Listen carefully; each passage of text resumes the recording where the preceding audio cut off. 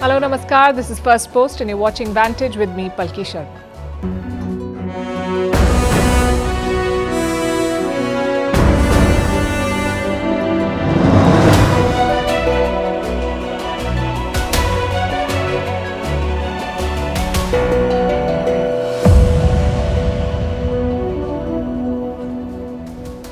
Khalistanis are targeting Indian missions in Canada. And what is the government of Canada doing? Issuing travel advisories against India. And for the record, they still haven't given proof or any of the credible information they claim to have. Meanwhile, Justin Trudeau continues to be under fire for celebrating a Nazi and refusing to say sorry. He's now targeting Russia. India's foreign minister has taken another swipe at him. This time at the United Nations General Assembly, we'll tell you what Jaishankar said. In China, they're having a racist meltdown over iPhones made in India. You won't believe what's the best performing currency in the world, the Afghani. We'll explain. The US envoy to Pakistan is making news and controversy. We'll tell you why. Ukraine says it has killed a top Russian commander. Moscow has released a video to show he's alive. We'll discuss that as well. Credit card losses are mounting in America. What does that mean? Is publishing AI-generated nude photos a crime? Spain is debating that, and the rest of the world should too. And the future of our world could be one supercontinent with no humans. We'll tell you more. The headlines first. Saudi Arabia sends an envoy to West Bank for the first time in 30 years. It comes as the Gulf Kingdom looks to normalize ties with Israel in a US brokered deal. The delegation is being led by the Saudi non-resident ambassador to Palestine, the first such visit after the Oslo Accords were signed in 1993. At least 20 people killed and hundreds injured in a fuel depot blast in Nagorno-Karabakh. Armenian refugees continue to flee the war-torn region. Last week, Azerbaijan launched an offensive and now claims full control of this disputed area. Yerevan has warned of ethnic cleansing by Baku. South Korea holds its first military parade in a decade, showcasing its arsenal as tensions spike with nuclear-armed North Korea. The event marks the 75th anniversary of South Korea's armed forces. The last such parade was held in 2013. On the other hand, Pyongyang has already held 3 military parades this year. European Union says X, formerly Twitter, has the highest rate of disinformation. The findings are from a pilot analysis done in EU countries for over 3 months. The EU wants Elon Musk to comply with new laws on fake news. Facebook was the second worst offender. And the goals keep on coming for India at the Asian Games. India's equestrian team clinched gold at the mixed event. It is the country's first gold medal in equestrian after 41 years. It's India's third gold at the Games so far.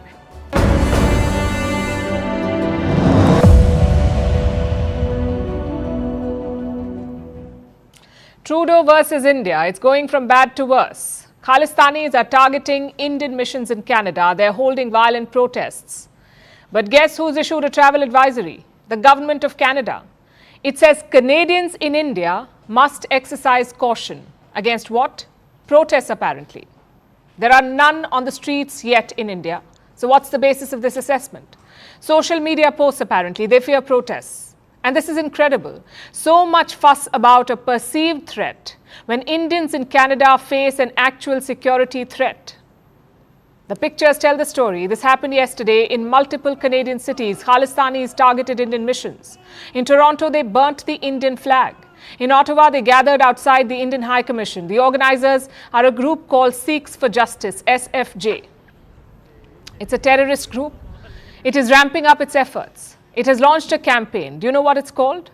Death to India. That's what they call their campaign, Death to India. Guess who's leading this campaign? This man, Gurpatwant Singh Pannu, a designated terrorist in India. His Indian properties were seized over the weekend, and this is Pannu's response. More threats. He says Indian missions in Canada are quote-unquote terror houses. And Pannu wants Ottawa to shut them down.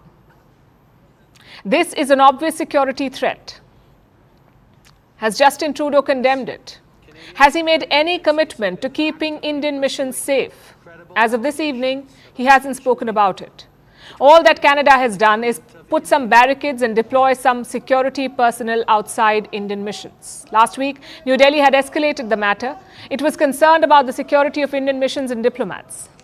They've been receiving security threats, so much so that they're not in a position to discharge their duties anymore, and that is the reason why visa services to Canadians have been cancelled. But 5 days later, more threats are being made. We have some unconfirmed reports. They say Khalistanis are threatening the Hindu community in Canada. Some temples in Canada have been vandalized. So clearly, Ottawa has paid no heed to India's concerns and shown no interest to change course. All eyes are now on India's next move. India's External Affairs Minister S. Jaishankar is in New York. He addressed the United Nations General Assembly today. Jaishankar did not name Canada, but he took another dig at Trudeau. He said political convenience should not determine response to terrorism. Listen in. The days when a few nations set the agenda and expected others to fall in line are over. But for all the talk, it is still a few nations who shape the agenda and seek to define the norms. This cannot go on indefinitely, nor will it go unchallenged.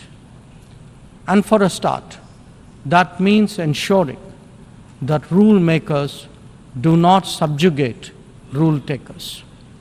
After all, rules will work only when they apply equally to all. The power of markets should not be utilized to steer food and energy from the needy to the wealthy. Nor must we countenance that political convenience determines responses to terrorism, extremism, and violence. Similarly, respect for territorial integrity and non-interference in internal affairs cannot be exercises in cherry-picking. When reality departs from the rhetoric, we must have the courage to call it out. Political convenience should not determine response to terrorism. That is a direct message to Canada. Back in New Delhi, India is intensifying pressure on Khalistanis. It is going after them. And the manhunt has gone global. Today, the Interpol issued a red corner notice. This is against a man called Karanveer Singh. He's a Khalistani, a member of Babbar Khalsa International. Just like Sikhs for Justice, Babbar Khalsa is a terrorist group. It is one of the oldest pro-Khalistan organizations in existence. It has carried out many attacks. The most prominent one was the bombing of Air India 182, better known as the Kanishka bombing. It happened in 1985. Babbar Khalsa was behind it. They had planted a bomb on the plane. The plane blew up mid-air. This attack killed 329 people on board. More than 260 of them were Canadians. More than 260 victims were Canadians. 24 were Indians. That was a dark period. The terrorist group has weakened considerably since, but it is still active on foreign shores in countries like the US and Canada and regions like the European Union. Babbar Khalsa remains active. And Karanveer Singh is one of its members. He's wanted in India and he faces some serious charges like criminal conspiracy, murder, and raising funds for terrorist acts. And where is this man right now? Most likely in Pakistan. India wants to catch him, hence the red corner notice. This notice is a form of request.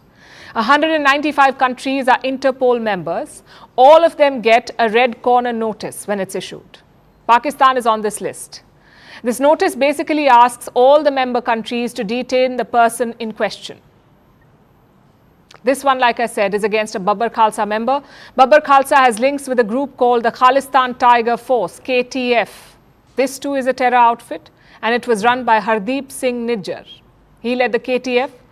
He's the same man who was killed in June this year, and Canada is picking a fight with India over the death of this terrorist. Last week, Trudeau said in his parliament that there's an Indian hand behind Nijjar's death. India denied the charge, called it absurd, and has been demanding proof. Canada refuses to share proof. Instead, it has resorted to selective leaks, and it's counting on its allies to fire on its behalf. Yesterday, the US State Department spoke about this, and they seem to be parroting Canada's lines. Listen to this. We are deeply concerned by the allegations referenced by Prime Minister Trudeau. We remain in close contact with our Canadian partners, as the Secretary said on Friday. We believe it's critical that Canada's investigation proceed and that the perpetrators be brought to justice. And we have publicly and privately urged the Indian government to cooperate in the Canadian investigation. Join the investigation. On what grounds? India says Canada has not shared anything on the probe, and Sri Lanka has backed India's position.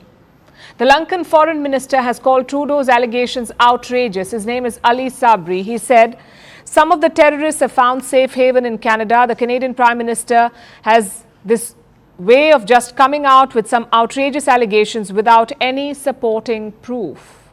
Yeah, we have always suffered, and some of the terrorists have found safe haven in Canada. Canadian Prime Minister has this way of just coming out with some outrageous allegations without any supporting proof. The same thing they did for Sri Lanka. It all comes back to Justin Trudeau and his train wreck of foreign policy. In just 1 week, he has managed to alienate not just India, but a host of nations and leaders.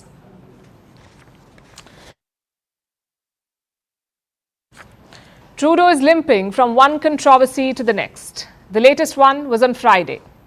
Canada was hosting Ukrainian President Zelensky. Justin Trudeau welcomed him to Parliament. What happened next turned out to be a major embarrassment. The House Speaker announced that a Ukrainian war hero was in the gallery, a veteran who fought in the Second World War. The whole Parliament gave him a standing ovation. Zelensky was pumped. Trudeau was all smiles. It was supposed to be a moment for the history books. Instead, it blew up on Trudeau's face. Because turns out, the Ukrainian veteran fought on the wrong side. He was a Nazi soldier. As far as mistakes go, it was a huge one. But whose mistake was it? Trudeau's office was quick to point fingers. Listen to their statement. This is what they've said. No advance notice was provided to the Prime Minister's office nor the Ukrainian delegation about the invitation or the recognition.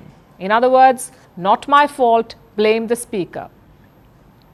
Well, the Speaker did apologize to Parliament, but Canada's opposition is not happy. They want Prime Minister Justin Trudeau to take responsibility. Listen in. It is the Prime Minister whose government is responsible for both security and diplomatic vetting of everyone that comes in close proximity of a foreign leader on Canadian soil, particularly a foreign leader who is at war. The government has now admitted that they vetted everyone who was in attendance that day. Will the Prime Minister apologize for having vetted this individual and letting him come anyway? That's a direct accusation. And how did Prime Minister Trudeau respond? He did not, because he wasn't even there. That's right. The Canadian Prime Minister was not in Parliament. Not a biggie, though. It's not like there's a major diplomatic crisis in Canada. And this is classic Justin Trudeau. Keep shifting the blame. He's yet to apologize for celebrating a Nazi soldier. Instead, he's directing his anger at Russia. I think it's going to be really important that all of us push back against Russian propaganda, Russian disinformation, and continue our steadfast and unequivocal support for Ukraine as we did last week with announcing further measures to stand with Ukraine in Russia's illegal war against it. Talk about twisting the narrative. Russia is accusing Ukraine of protecting Nazis. They say this war is to denazify Ukraine. And what does Canada do? Make Zelensky give a standing ovation to a Nazi soldier. Of course, Russia will weaponize this. Any country would. But it's not just Russia. Poland is asking Justin Trudeau to apologize. So are Jewish organizations around the world. You see, it's easy to talk about propaganda and disinformation, but the fact is, Trudeau's government organized this disaster. Maybe it was the Speaker. Maybe it was someone in the Prime Minister's office. But in the end, the buck stops with him. So why hasn't Justin Trudeau apologized? It's not like he has a problem saying sorry. In fact, Trudeau is something of an apology expert. He has issued 10 public apologies since taking office. 10. Most of them are not for his mistakes, though. They are for mistakes from Canada's past, like turning away migrants in the 20th century, or the killing of Indigenous children, or the persecution of Canada's LGBT community. These apologies did not hurt Trudeau. They boosted his popularity. They made him the darling of political correctness, the prince of woke. But now he simply can't say sorry. That too for a mistake that happened under his watch. It sums up Trudeau's foreign policy. He did something similar in 2018 as well. Trudeau was on a trip to India. His team invited a convicted Khalistani assassin to dinner. A man who tried to kill an Indian minister, he was invited to dinner. Guess what Trudeau did?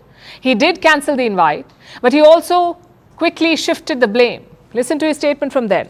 The individual in question should have never received an invitation. The person and department responsible will take full responsibility for his actions. And they did. A Canadian MP ended up apologizing for this mistake. What about Justin Trudeau? He carried on with his embarrassing tour of India.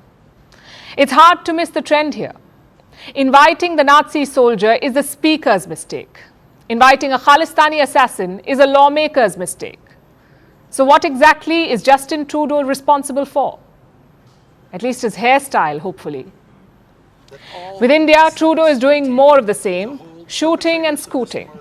He drops an allegation in Parliament, he repeats it multiple times, but then he refuses to elaborate. He refuses to give any evidence. We don't know how Canada's investigation will end. We also don't know what evidence they have, if any. But we can be sure of one thing. If Canada is unable to prove the claims, don't expect an apology.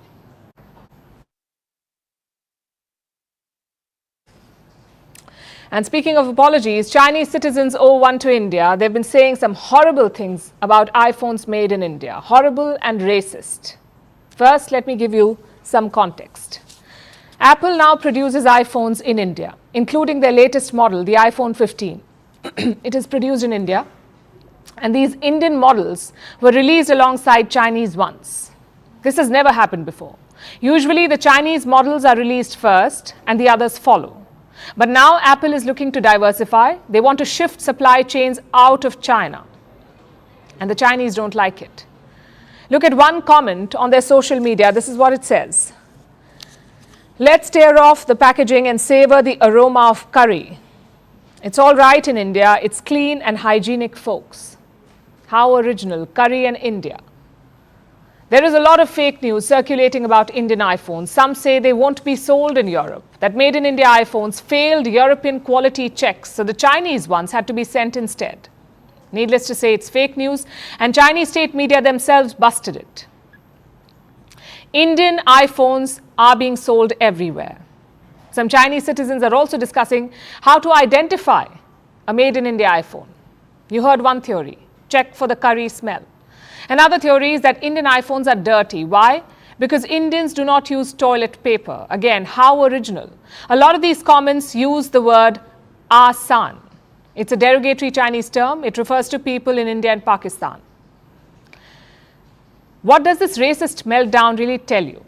A number of things. For starters, it's a case of anxiety and bitterness in China. China prided itself as the maker of iPhones. A bit strange for the slayer of everything Western. But let's ignore that hypocrisy for a bit. Chinese factories make up 90% of all iPhones, 90%, and Indian factories just about 7%. But Apple is planning to scale things up. Right now, their output from India is $7 billion. The plan is to reach $40 billion in 5 years. Reports say India could make up 50% of the iPhone output by 2027. And looks like China cannot stomach that, hence the meltdown. Some experts are also talking about tech nationalism. What does that mean? What is tech nationalism? China's Huawei recently unveiled a new phone. It's their big comeback after US sanctions. Experts say Huawei is making their own chips. If true, it's a huge win for them. It means that they have busted Western sanctions. So the Chinese are obviously flaunting it. Huawei's new product has pumped up nationalism. It has convinced some Chinese that their country is superior and that their products are superior. And finally, this episode shows a lack of familiarity. Using curry to shame India is very 1980s. At least use yoga. But think about why these comments were made. Because Chinese people do not know the reality of India. They know what their government tells them. They only see the propaganda. Just consider this iPhone controversy. Some Chinese users said India was a country in Southeast Asia, a backward and poor country, a country that produces low-quality products. None of this is true, of course. You would expect most people to know that. You would expect your neighbors to definitely know that. Yet the Chinese did not. blame Chinese propaganda for this. Beijing has clearly sensed a change in tide. In the last 2 decades, China was a shiny new economy. Everyone wanted to make in China, but now companies are heading out. Intel, Microsoft, Nike, Dell, Apple. These are just some of the companies fleeing China. And where are they going? To friendlier shores, including India. Take Samsung, for example. The company is planning to produce laptops in India. They already make phones in India. The same factory will be expanded to make laptops. And China is seeing all of this. It is also seeing India's growing partnership with the West, the G20 success, the invitations to the G7, all of it would have riled up Beijing. But racist meltdowns are no way to respond. The people of China should get used to products made in India. There is no smell of curry here, but there is a rather strong smell of bitterness.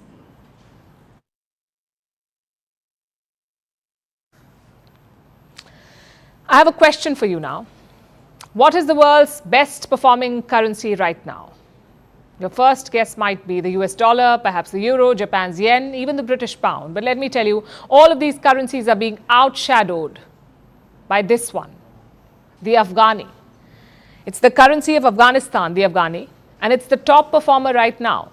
The Afghani has beaten all other currencies. Its value shot up in the month of July, and since then it has grown by 9%. This is against the US dollar, and this makes the Afghani the best performing currency in this quarter. What about this year? Not too bad. In 2023, its value has increased by 14% so far.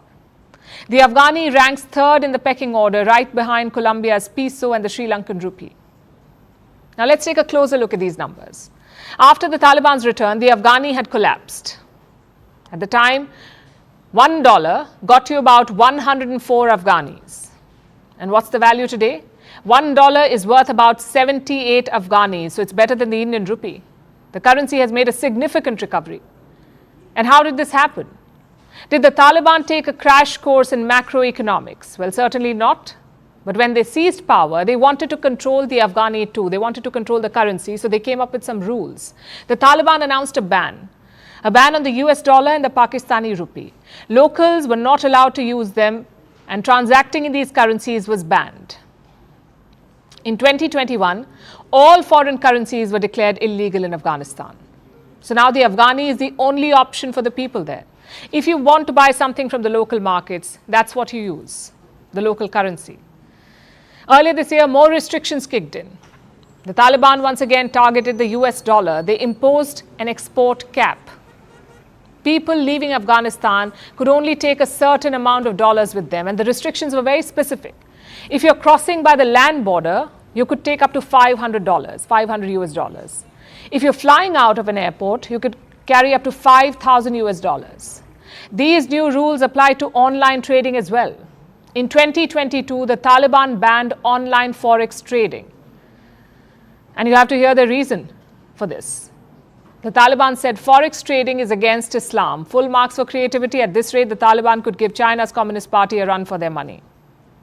And they did not stop at the statement, by the way. They released a video to drive home the point. It was shared by Afghanistan's Reserve Bank. It showed two men in a boxing gym. While throwing punches, they're discussing forex trading and how it's against the Muslim faith. That's what they're discussing here. Now, these decisions had a ripple effect. Foreign currencies became scarce in Afghanistan. Their circulation dried up, and people started using the Afghani, which is why its value is increasing. So this is not some masterstroke. The surge will plateau. And it doesn't change the fact that Afghanistan's economic situation is dire. There is rampant unemployment. 2/3 of the households here cannot make ends meet. And the Taliban is in no position to help. It doesn't have a lot of money to start with. How do they run the economy? Mostly through economic aid. The United Nations has tried to help since the end of 2021 for a period of 18 months. Aircraft carrying large stacks of cash were sent to Afghanistan. Do you know how often these deliveries were made? Nearly every week. And how much money did the Taliban get? We don't have an exact number, but going by some claims, the UN delivered up to $40 million every week to Kabul. Why was this money transported in planes? Because the banks cannot do it. Afghanistan cannot access the global banking system, which is why the cash is moved in planes. And what did the Taliban do with this money? Once it was transported to Kabul, the dollars were converted into the Afghani, that's the currency of Afghanistan, and then it is released into the market. So you could say the UN also had a hand in propping up the Afghani. In a way, they're supplying US dollars and buying Afghanis in exchange.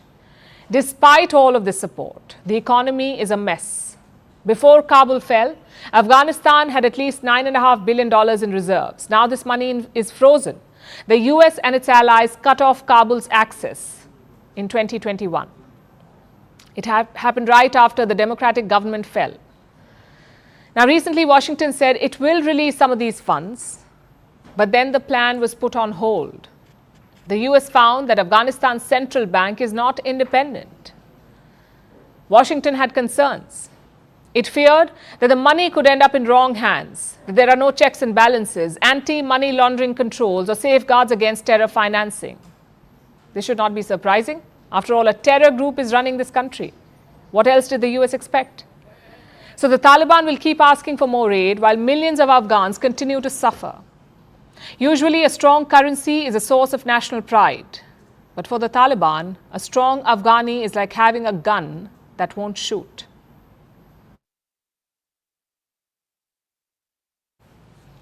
So the Taliban has the best performing currency. Strange indeed, but that's the world of politics for you. Surprises are always around the corner. There's one in Pakistan. The US ambassador to Pakistan was on a touring spree. And where did he go? All controversial places. First Gwadar in Balochistan and then Gilgit-Baltistan. The first visit was announced by the US Embassy in Pakistan. The second one was not. And for good reason. Gilgit-Baltistan is part of Pakistan-occupied Kashmir. New Delhi considers it to be Indian territory.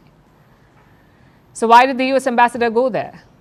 We'll get to it, but first let's deal with the ambassador's first trip, Gwadar in Balochistan. You should know two things about this place. One is its location, right at the entrance of the Strait of Hormuz. And this strait is very important. Around 20 to 30% of global oil supply flows through here. So Gwadar is strategically located. That's point number one. And two, it is China's fiefdom. The Gwadar port is a key part of China's investments in Pakistan. It's the heart of CPEC. That's the China-Pakistan Economic Corridor, CPEC. The US is wary of this project. Last year, the Pentagon had a worrying assessment. They said Gwadar could eventually host Chinese soldiers. So why did the US ambassador visit such a place? On paper, it's all innocent. The visit was aimed at boosting trade and investments, also providing humanitarian assistance to the people of Balochistan, but that is the diplomatic cover. What is the real reason? The US statement does confirm the ambassador visited this port. They confirm that. He also spoke to port authorities and local leaders. Maybe it was about confidence building. After all, the US is Pakistan's largest trading partner. Around 20% of their exports go to the US. The same US suspects Chinese military activities in Gwadar. So what does Pakistan do? Give the ambassador a tour. He also had a meeting at Pakistan's Naval West Command. Not very humanitarian, is it? My point is, this visit holds a lot of significance. It's a political and strategic message to Pakistan, a message that America is still in the game. But what's in it for Pakistan? Maybe a bargaining chip? Reports say China is playing hardball with them, as China does. They're demanding repayments, renegotiating the cost of CPEC projects. And Pakistan has zero leverage. Around 30% of their debt is owed to China. 30% of their debt is owed to China. So their only option is to play the political card, to show that Pakistan has other options. On Monday, the CPEC's decision-making body released new details. They reveal the tension between the Iron brothers, China and Pakistan. China refused cooperation on many issues, like energy, water resources, and climate action. They also arm-twisted Pakistan into accepting one project, a coal plant in Gwadar. Islamabad wanted it elsewhere, but China was defiant, and in the end, they had their way, the Chinese. In simple words, China's help comes with tough conditions. So Pakistan needs options, which brings us to the US ambassador's second trip, Gilgit-Baltistan in Pakistan-occupied Kashmir. This time, the option is not for Pakistan, it's for the US. The embassy did not announce this visit. It was only revealed in a statement by the Deputy Speaker of the Gilgit Assembly. So clearly they wanted to hide it. The Americans wanted to hide it. Why would an American diplomat visit territory claimed by India, by a strategic partner? The US ambassador to India was asked this question. This was his response. It's not my place to react to the United States ambassador in Pakistan, but I know he's been before, and we've had obviously part of our delegation in Jammu Kashmir during the G20 as well. We'll stay engaged, but this is an issue we very religiously know that has to be something that is resolved between India and Pakistan, not by any third party, including the United States. It can only be a message to India, a sort of reminder of America's long history with Pakistan. The relation has suffered recently. Imran Khan accused the US of plotting to remove him from office. But the new government in Pakistan is in repair mode. They need American help with IMF bailouts. They also need American military assistance. You see, most of Pakistan's arsenal is US equipment. They will need repairs and upgrades. But how should India see this visit to Gilgit-Baltistan? Well, the government has not reacted yet. And honestly, this is the reality of America's partnership. The US is famous for playing both sides, for using rivals to keep their partners in check. And they're doing the same with India. It's provocative, but it's not surprising. Having said that, both these partnerships are likely to endure, the Pakistan-China one and the US-India one. But for two very different reasons. Pakistan, because they're bound by debt. India, because they're bound by interest. Vantage continues after a short break.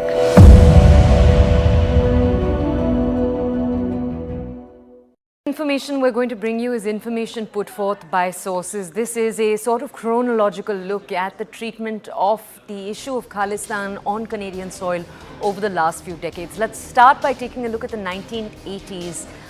Immigration to Canada by Indian populations and by Sikh populations has been continuing for decades now. We're starting with the 1980s, however, because this is when sources believe that the Khalistani agenda operated freely in Canadian soil under the garb of freedom of expression and political advocacy. It was allowed to continue. Now, in specific, there seemed to be a lackadaisical approach. And an example of this is the 1985 incident. This is, of course, the bombing of the Air India plane Kanishka that took place in 1985. The prime accused in that is, of course, Talvinder Singh Parmar. He was largely let off scot-free by authorities. Now, the SFJ also named the campaign center after Parmar's. SFJ is, remember, the Sikhs for Justice, a banned group banned by the Indian government. Now, what has the last decade looked like for this same story? In the last decade, we've watched gradually as terror in Punjab is linked to sources based not just in Canada, as you can see here, but a number of other countries located internationally. So you have also Australia and the UK that this has been linked to. There's also link in more than half a dozen cases that have been reported, and the killings of multiple...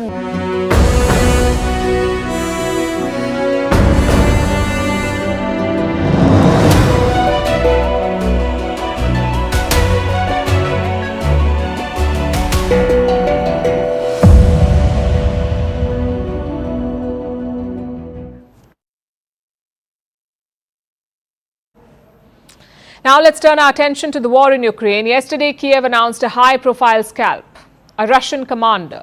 Ukraine said they'd killed the commander of Russia's Black Sea Fleet. His name is Viktor Sokolov. He led this fleet based in the Crimean Peninsula. Now, this fleet is Russia's most battle-hardened naval force. It is key to Moscow's dominance of the Black Sea. Taking down its commander would have been a great prize. And Kiev said it did it. But this is war, and every claim should be taken with a large pinch of salt.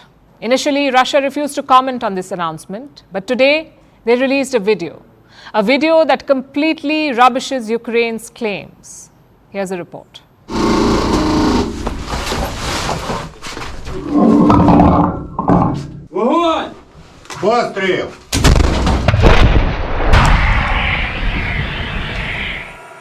Ukraine has been ramping up attacks on Crimea lately. Russia had annexed the peninsula back in 2014. It's the headquarters of a prized Russian flotilla, the Black Sea Fleet. And this Russian naval jewel has been in Ukraine's crosshairs. The attacks have been escalating, and Kyiv said it has finally hit the bullseye. Or should we say they sprung the crab trap? Because that's reportedly the name of the operation. Operation Crab Trap. Last Friday, Ukraine launched missile attacks on Sevastopol. That's the largest city in Crimea. It's where the Russian fleet is based. Moscow claims it intercepted 5 Ukrainian missiles on Friday, but videos show that at least one of them got through, and it struck the Black Sea Fleet headquarters, apparently when a high-level meeting was taking place. Immediately after the attack, Russia said one person had died, but shortly after that, Moscow changed its story. It said one officer was missing and no one was injured. Ukraine claims otherwise. Yesterday, Ukraine's special forces released a casualty count. They said 105 people were injured, 34 people were killed. Among the dead was the commander of Russia's Black Sea Fleet. Ukraine's special forces didn't mention the name, but a Ukrainian advisor did. Ukraine claimed to have killed Vice Admiral Viktor Sokolov. Sokolov is a grizzled naval veteran. Between 2013 and 2020, he was deputy commander of Russia's Northern Fleet. Then he became Russia's Naval Academy chief, almost a retirement posting. But last August, Moscow decided they needed him back at the front lines. Sokolov was given command of Russia's Black Sea Fleet. This was at a time when Ukraine had turned its guns on Crimea. Sokolov was brought in to stabilize the situation, and Ukraine wanted him out of the way. Kyiv thought it got rid of this veteran on Friday, or they wanted us to believe it anyway. After all, both Ukraine and Russia have been known to exaggerate their battlefield reports. So, whether it was by accident or design, Ukraine said Sokolov was dead. The Russian Defense Ministry did not confirm nor deny the news, but they soon released this video. Sokolov is shown alive and well. He was attending a video call with Russia's Defense Minister Sergei Shoigu. To add insult to injury, Shoigu taunted Ukraine in the video. Despite the lack on any significant results of the so-called counteroffensive, there have been a spring counteroffensive, summer counteroffensive. It's autumn now, so now we have an autumn counteroffensive. The Western curators of Ukraine do not back from their inhuman principle, weaponry as a way for peace. This is embarrassing for Kyiv. Either it was a clear intelligence failure, or they were trying to mislead people. But it's not all bad news and red faces for Kyiv. One thing seems to have gone their way. America's Abrams tanks have arrived. Today, the Defense Minister delivered an important report. The first American-made Abrams tanks are already in Ukraine. We are preparing them to reinforce our actions against the occupiers, and it will be a significant reinforcement. The tanks could provide the boost Ukraine is looking for as its counteroffensive falters. Kyiv keeps trying to make progress in the south and east. It's reportedly regaining territory, but at a snail's pace. Instead, the war's focus seems to have shifted. It has devolved into a drone and missile barrage. Russia keeps bombarding Ukrainian cities and infrastructure, all the way up to the country's border with Romania. It's particularly targeting Ukraine's port facilities, and Kyiv is focused on Crimea, even if its aim seems to be faulty. But unless significant territory changes hands, the conflict may remain frozen for the foreseeable future.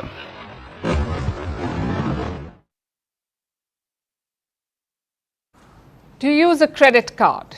If you do you know what's the number one rule of using it? Always pay your bills on time. Do not accumulate debt or interest charges. Pay your bill on time. That's the only rule. But what happens when you can't pay the bills? What happens when the debt keeps mounting? Ask the United States of America. They're grappling with the problem as we speak. Credit card companies in the US are raking up losses. They're rising at the fastest pace since 2008. That's the year of the last major financial crisis, 2008. So losses of that level are significant. To understand why, we must answer three basic questions. What exactly are credit card losses? Why are Americans so in debt? And is this an indication of a bigger economic phenomenon? Let's answer them one by one. First of all, what are credit card losses? These losses happen when a borrower fails to repay the debt, as simple as that. Imagine you have a credit card, you paid for something using it, but now you don't have the money to repay this debt. You don't have assets at the bank or that the company can seize. So they write it off. That's what a credit card loss is. And in the United States, it is rising at a record rate. Look at the numbers. Currently, credit card losses stand at 3.63%. Goldman Sachs expects them to rise to almost 5%. The peak is expected late next year or early 2025. On the other hand, America's credit debt is also at a record high. In August, it surpassed $1 trillion. $1 trillion of credit debt. It's a huge milestone, but not a desirable one. In 2022, an average American had around $5,900 in credit card debt. That number has now gone up to $6,500. So clearly a record number of Americans are borrowing, which brings us to our second question. Why are they unable to pay this debt? The answer is inflation. It's a big problem across the globe, and America is no different. Cost of living is at a record high. It has eroded the purchasing power of people. And when that happens, some people turn to credit to maintain a particular standard of living or to meet sudden unexpected expenses. They take credit. But a high reliance on credit cards also means that people will borrow more. They accumulate debt. Then there's interest rates. In the last 1 year, the US Federal Reserve has hiked interest rates multiple times, which means credit card interest rates also went up. So people had more debt, and they also had to pay a higher interest on it. The result was this: a record number of defaults. More and more people were unable to pay off their debt.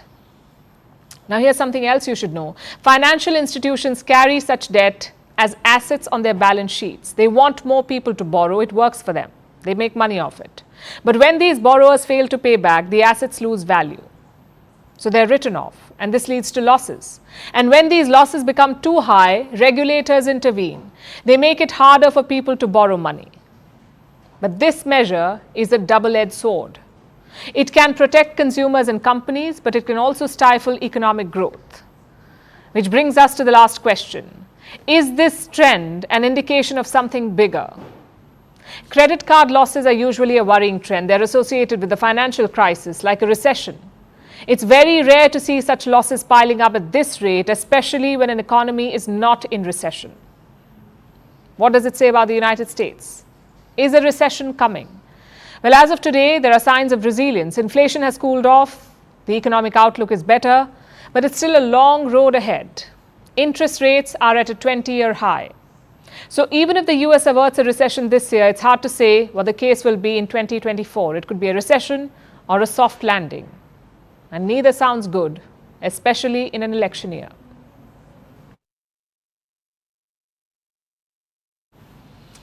Now let's turn our attention to Almendralejo. It's a sleepy, picturesque town in Spain, known for its production of olives and wine. It is home to about 30,000 people, and they're not used to the attention they're getting. All thanks to an incident that is both shocking and a sign of the times we live in. This year, when 28 girls returned to school after summer holidays, their lives had changed completely. The girls received naked photos of themselves on their phones. The youngest girl among them is 11 years old. Now, none of these had taken the pictures, none of these girls, but the images looked real. Do you know where they came from? Artificial intelligence. These were AI-generated fake images.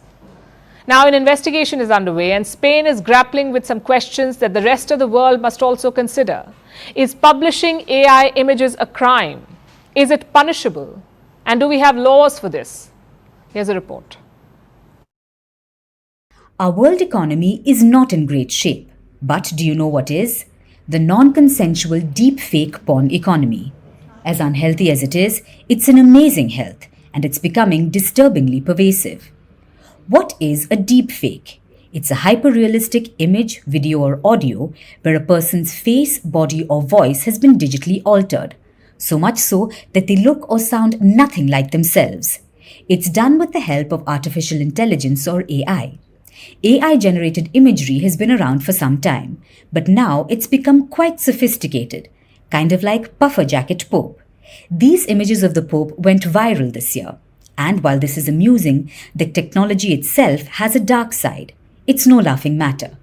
According to a 2019 report, 96% of deepfakes the world over are non-consensual sexual fakes. 99% of them feature women. Deepfake porn sites get tens of millions of views every month, despite the shift in content. Sexual deepfakes initially targeted porn stars. Then they moved to celebrities. And now their latest victim is anyone, anywhere, including children. Much like the 28 girls who fell prey to deepfakes this summer. They live in the sleepy Spanish town of Almendralejo. When summer break ended, the girls returned to school. But this year was unlike any other for them. They were in for a rude shock. Each of them received images of themselves on mobile phones. Nude images. These girls are between the ages of 11 and 17. The youngest of them is not even in high school. And yet, naked images of theirs were being circulated all across town. None of them had taken the images, but they looked completely real. That's because they were AI-generated deepfakes. When she showed me the images, when my daughter shows me hers in particular, when I saw it, I thought, because I know my daughter's body, if I did not know it, I wouldn't have a clue as to whether it's real or not. Real, fully clothed images of the girls were stolen from their Instagram accounts, then altered using commonly available AI apps, and then shared in WhatsApp groups. Police are now investigating the matter. At least 11 local boys are being probed. They were involved in either creating the images or circulating them. Some even made an attempt to extort one of the girls. The victims have reported feeling anxious and depressed since the incident occurred. Some refused to leave the house. But as distressing as it is, one question looms large. Is this even a crime? The answer may seem obvious, but it isn't that simple. Thanks to the Spanish law, which doesn't have clear rules against deepfakes. According to the legal framework, deepfake images are AI generated, meaning they aren't real. So the actual privacy of the victim is not affected. But that's a questionable claim. Experts say this law is outdated. The nudity may not be real, but the distress it causes most certainly is. Sexual deepfakes have become the reality of our times, so it's appalling that the law is one step behind.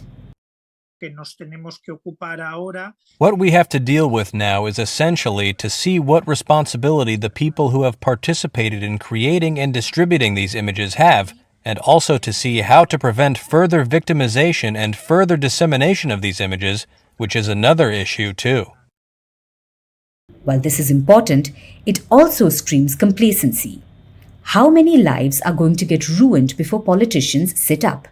When will policymakers start taking this seriously? Your guess is as good as ours.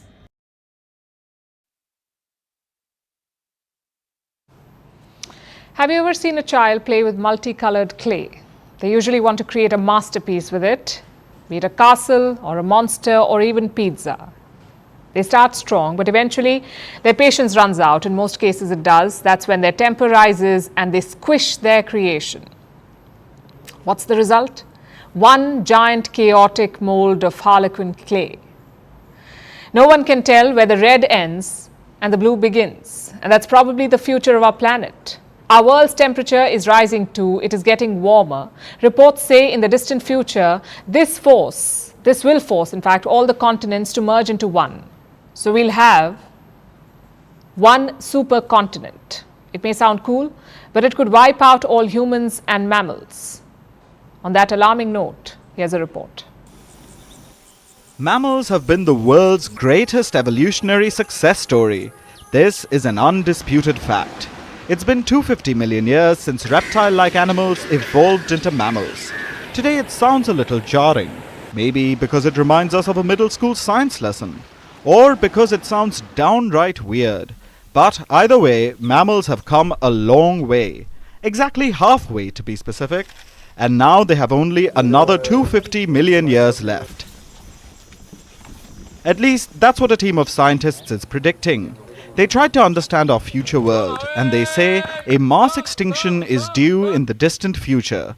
Why? Thanks to global heating. The Earth is warming up, Eventually, the planet's climate will turn deadly. It'll receive a triple whammy from a brighter sun, increase in carbon dioxide, and a change in geography of the continents, with the latter weighing most heavily. Over time, all the continents we know today will merge together. They will form a supercontinent on Earth called Pangaea Ultima, and this could wipe out all humans and other mammals. If they're still around, that is. After all, we're predicting a future 250 million years from now. But why will the supercontinent make life impossible? Because it'll make things much worse. Today, life is tough, but mammals have few problems. They have learned to adapt and survive. But there's one thing we all still struggle with: heat. Mammals' ability to adapt to heat is too slow, and this includes humans, who have been on Earth for a relatively short period. If we have to live on a supercontinent, it'll almost be like living inside a boiler room. Land heats up faster than ocean. When continents are pushed in to form one giant landmass, there is more surface area where temperatures can soar. So, in the era of Pangaea Ultima, temperature extremes will be dramatic. There will be much more humidity along the coasts, and it'll be extremely arid inland, with vast deserts and other areas studded with volcanoes that'll belch loads of carbon dioxide, which will make climate change worse. Now, this can all be depressing, but you don't have to be Ross Geller from Friends to also find it interesting. This entire concept is almost as if the Earth is coming full circle. Over the course of the planet's history, landmasses have collided. They have formed supercontinents, which have then broken apart. The last supercontinent was Pangaea. It existed from 330 to 170 million years ago, and it only makes sense that history is repeating itself.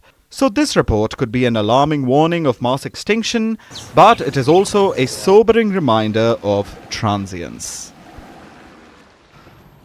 And now it's time for Vantage Shots, images that tell the story. Jessica Hawkins becomes the first woman in 5 years to test a Formula One car. The former W Series racer did 26 laps in an Aston Martin at the Hungaroring. In Florence, the world's most famous sculpture, Michelangelo's David, gets a dusting. The statue is cleaned from time to time with a special vacuum cleaner and brushes. And a rare Dumbo octopus was spotted by scientists during a deep-sea dive. Finally, we're taking you back in history. On this day in 1960, the US presidential debate was broadcast on TV for the first time. It pitted Democratic nominee John F. Kennedy against Republican Vice President Richard Nixon. Nixon was recovering from a hospital visit and he refused any makeup. He sweated profusely throughout the debate. The 70 million viewers focused on what they saw and not on what they heard. Kennedy ended up winning the election. We're leaving you with that. Thanks for watching. We'll see you tomorrow.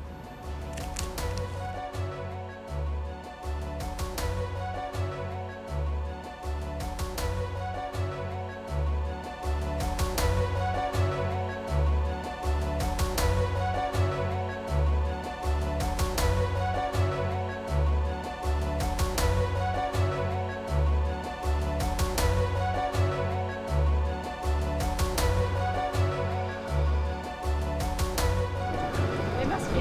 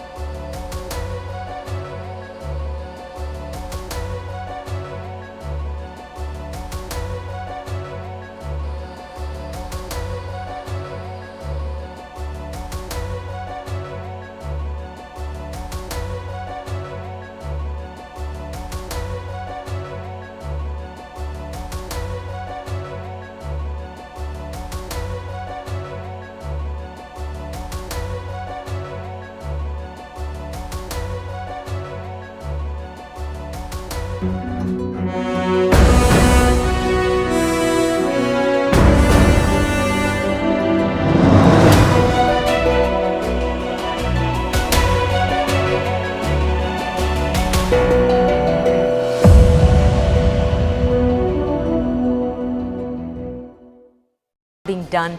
No probes being carried out against, for example, Hardeep Singh Nijjar, Harsh Tala, Lagbir Landa, etc. This is all details, as you can see, that we're sharing you from government sources. Take a look at reactions. We'll then connect with reporters.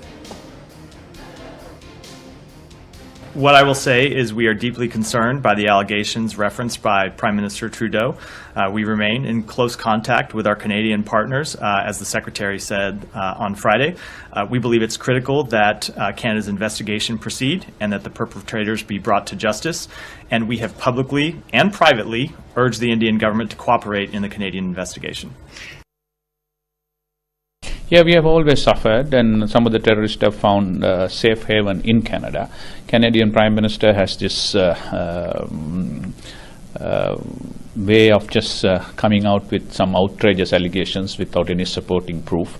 The same thing they did for Sri Lanka, a terrible, total lie about saying that Sri Lanka had a genocide. Everybody knows there was no genocide in our country. And I saw yesterday he had gone and given a rousing welcome to somebody who have associated with the Nazis in the past on the Second World War. So this is questionable, and we have dealt it in the past. We have categorically rejected those outrageous allegations. So I'm not surprised that sometime Prime Minister Trudeau comes out with outrageous, unsubstantiated allegations.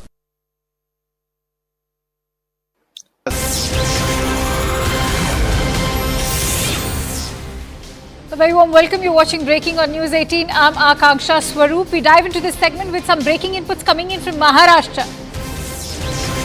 Alright, we are learning that Shiv Sena MP and Chief Whip Bhavna Gavli has now issued notices to Shiv Sena MPs for not following the whip that was issued on 14th of September this year to support women's reservation bill in the parliament. The notice has been issued to 4 MPs of Shiv Sena who belong to the Uddhav Thackeray faction. Notices have been issued to them for their inaction as they remain absent during the discussion and voting for the women's reservation bill. For more details, let's quickly go across to Mayuresh. Mayuresh, who are these 4 MPs that we are talking about? Also, could you expand what the notice says? Absolutely. These 4 MPs are Vinayak Raut from Ratnagiri Sindur constituency, Om Prakash Bhupal Singh from Usmanabad constituency, Rajan Vichare from Thane, and Sanjay Jadhav from Parbhani constituency. The notices have been issued to these 4 MPs who are with Uddhav Thackeray. Bhavna Gavli, who is the chief whip of Shiv Sena in Lok Sabha, have issued these notices, and in the notice she has cited the reason that you remain absent for the discussion and for the voting of women's reservation bill, and your inaction suggests that you are under influence of Uddhav Balasaheb Thackeray, and that's why we are issuing this notice. Your inaction will, she has also said that your inaction will certainly cause a strict action from the side, so that she has asked them to explain their stance, why they remain inaction, why they remain absent, and why they have not voted in favor of this particular bill. Because you remember that Shiv Sena, being alliance partner of BJP, they have full-heartedly supported this particular bill on the floor of the House. Absolutely, but unfortunately it was the Uddhav Thackeray faction which has been very critical of BJP's historic women's reservation bill. On that note, many thanks to you, Mayuresh, for bringing in all those details. Now, a week after Justin Trudeau's allegations, External Affairs Minister Dr. S. Jaishankar has spoken at the UNGA today. He did not name Canada or any other country, but he said rather tersely that territorial integrity cannot be cherry-picked, that you cannot use your domestic political